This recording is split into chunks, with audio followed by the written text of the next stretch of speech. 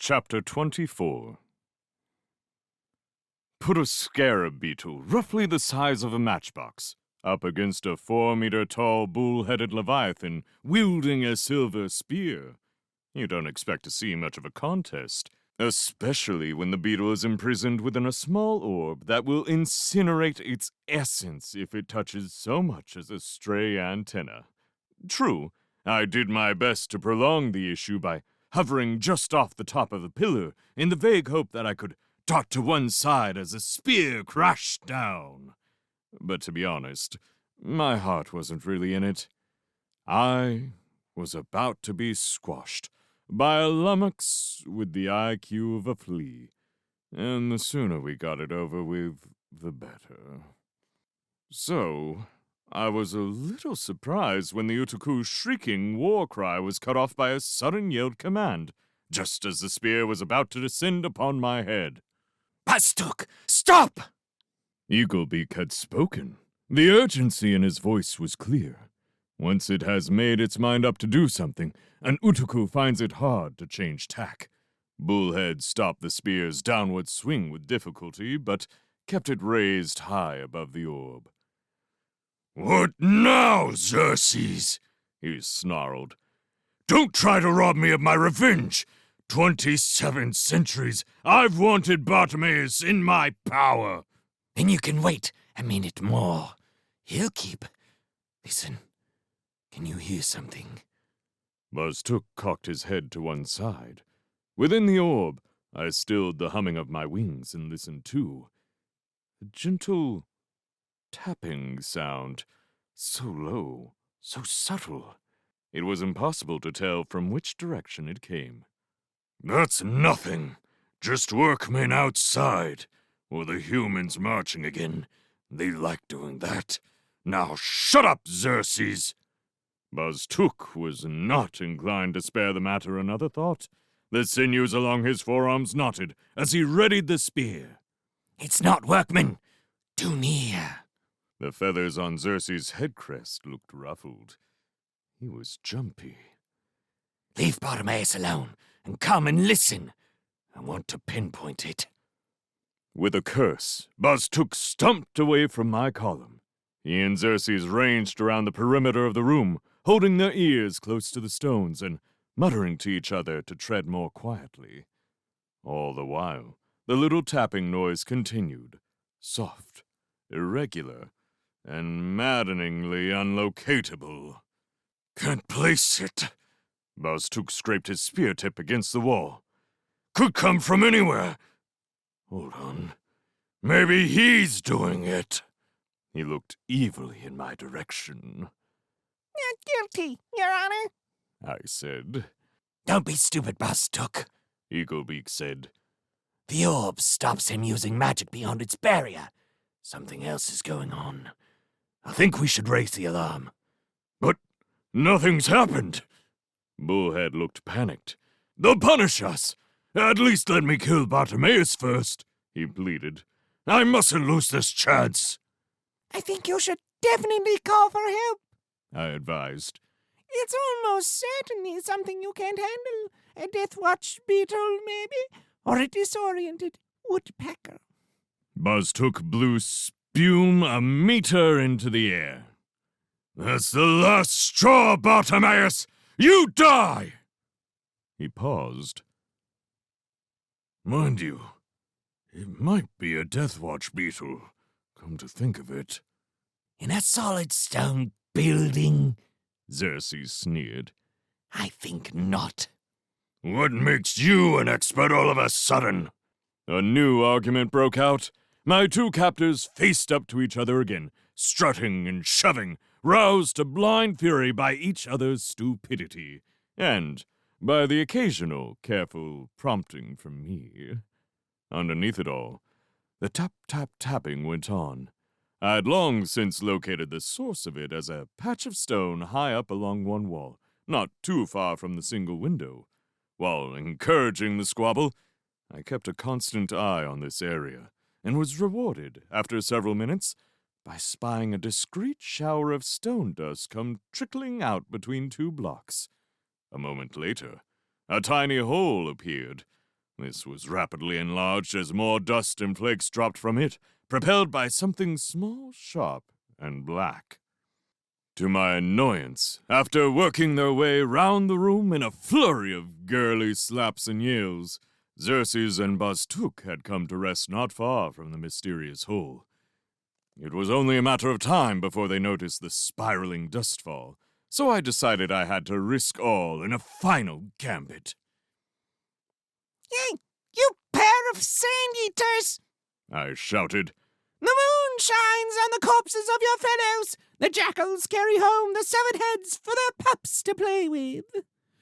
As I had expected, Bastuk instantly left off tugging at Xerxes' side feathers, and Xerxes prized his fingers out of Bastuk's nose.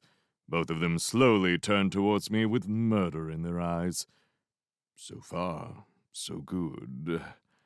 I calculated that I had approximately 30 seconds before whatever was coming through the hole put in an appearance. Should it delay, I was dead.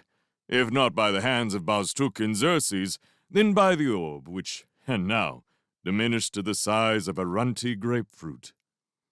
Bastuk, Xerxes said politely. I shall allow you to strike the first blow. That is good of you, Xerxes, Bastuk replied. Afterwards, you may dice the remains to your heart's content. Both hefted their spears and strode towards me.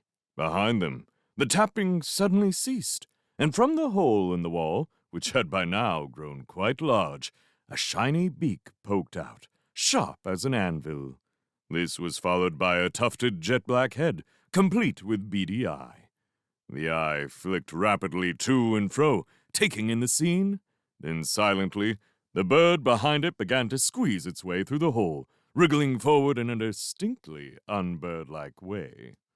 With a shake and a hop, an enormous black raven perched on the lip of the stone. As its tail feathers cleared the hole, another beak appeared behind it. By now, the Utuku had reached my pillar. Bastuk flung back his arm.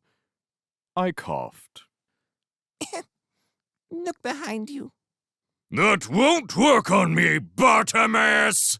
Bastuk cried. His arm jerked forward. The spear began to plunge. A flash of black shot across its path, seized the spear shaft in its beak, and flew onwards, wrenching it out of the Utuku's hand. Bastuk gave a yelp of astonishment and turned. Xerxes spun round too. A raven sat on a vacant column, holding the spear neatly in its beak. Uncertainly, Bastuk stepped towards it. With deliberate care, the raven bit down on the steel shaft. The spear snapped in two. Both halves fell to the ground. Bastuk stopped dead. Another raven fluttered down and came to rest on a neighboring pillar. Both sat silently, watching the Utuku with unblinking eyes. Bastuk looked at his companion. Xerxes. Eaglebeak rattled his tongue warningly. Raise the alarm, Bastuk, He said. I'll deal with them. He bent his legs, leaped high into the air. With a sound like ripping cloth, his great white wings unfolded. They beat once, twice. He soared up, almost to the ceiling. The feathers angled, tensed. He spun and dived, head first, wings back, one hand holding the outstretched spear, hurtling down at lightning speed. Towards a raven, calmly waiting. A look of doubt came into Xerxes' eyes. Now he was almost upon the raven, and still it hadn't moved. Doubt was replaced by sudden fear. His wings jerked out. Desperately, he tried to bank to avoid colliding. The raven opened its beak wide.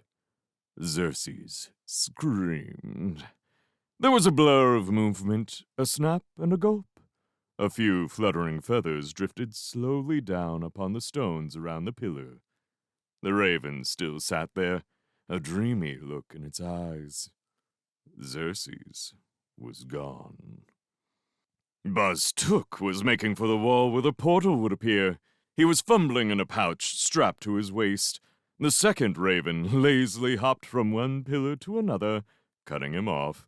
With a cry of woe, Bastuk hurled his spear. It missed the raven, embedding itself to the hilt in the side of the pillar. The raven shook its head sorrowfully and spread its wings. Bastuk wrenched his pouch open and removed a small bronze whistle. He set it to his lips. Another blur, a whirlwind too swift to follow. Credit to him. Bastuk was fast. I glimpsed him lowering his head, lashing out with his horns. And then the whirlwind had engulfed him. When it ceased, so had Bastuk. He was nowhere to be seen. The raven landed awkwardly on the ground, green blood oozing from one wing. Inside its orb, the scarab beetle skidded about. Well done! I called, trying to make my voice a little less high and piping. I don't know who you are, but how about giving me? My voice trailed away. Thanks to the orb, I could only see the newcomers on the first plane, where, up until now, they'd worn their raven guise. Perhaps they realized this because, suddenly, for a split second, they displayed their true selves to me on the first plane. It was only a flash, but it was all I needed.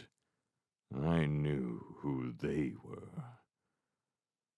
Trapped in the orb, the beetle gave a strangled gulp. Oh, I said, hello. "Hello, Bartimaeus," Faquaro said.